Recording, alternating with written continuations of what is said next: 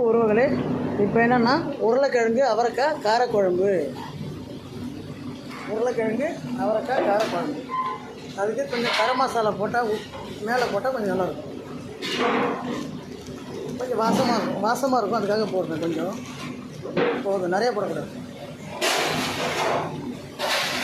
எதுவுமே சமையலில் வந்து அளவாக போட்டால் தான் நல்லாயிருக்கும்.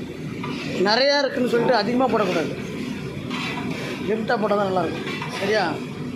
காரக்குழம்பு ரொம்ப தண்ணி மாரிலாம் வைக்க மாட்டேன். எப்போ வச்சாலும் நான் குழம்பு வச்சா திக்காக தான் வைப்பேன். அப்போ தான் சாப்பிட்றது நல்லாயிருக்கும். தண்ணி மாரி வச்சா ரசம் மட்டும்தான். ரசம், சாம்பார், காரக்குழம்பு, மீன் குழம்பு, இந்த 4 ஐட்டம் சாப்பிட்றதுக்காக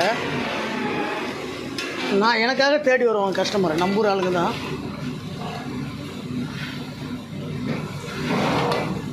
ரெடி.